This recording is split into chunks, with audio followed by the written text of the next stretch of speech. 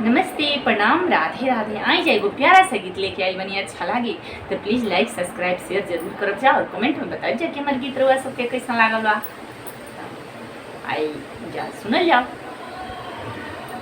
सोनही के काजरवटा कजरवटा भरल काजरे हो ललना से हो काजर कर बोहोरी लावा बड़ी सुंदर हो ललना से हो काजर कर बोला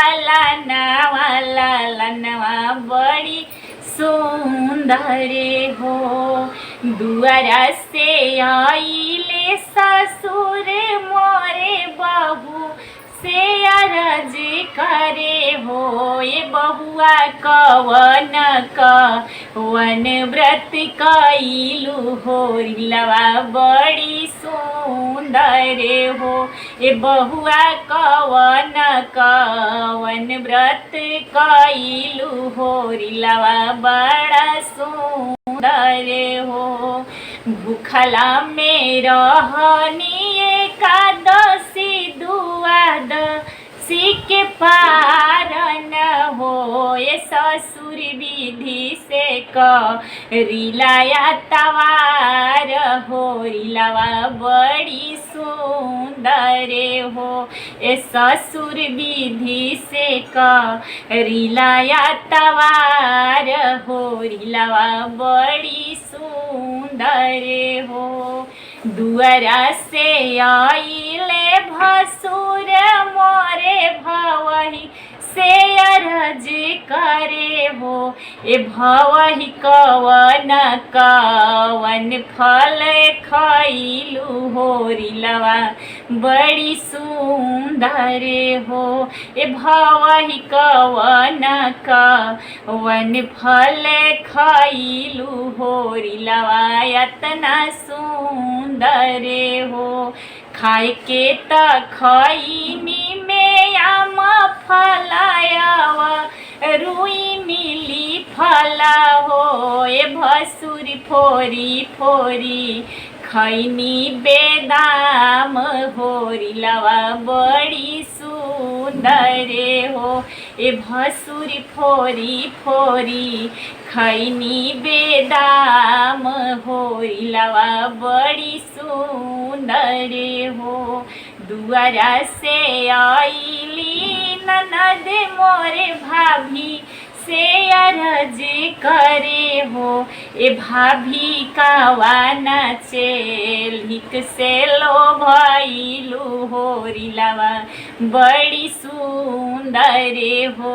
ए भाभी कावाना चेलिक से लो भैलू हो रिलवा बड़ी सुंदर हो। पनवा के सेजिया हम डासिला फुलवा छितराइला हे पनवा के सेजिया हम डासिला फुलवा छितराइना हो ये ननदी सपना में अइले ननदोइया हो रिलवा बड़ा सुंदर हो।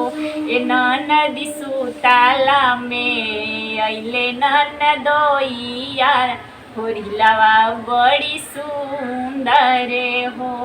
दुआरा से आइले देवर मोरे भाभी से अरज करे हो ए भाभी कावाना चेलिक से लो भैलू हो रिलवा इतना सुंदर हो।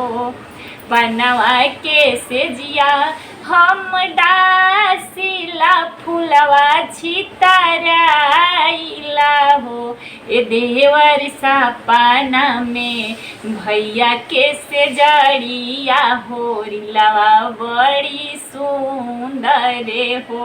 ए देवर सपना में भैया के से जड़िया हो रिलवा इतना सुंदर हो।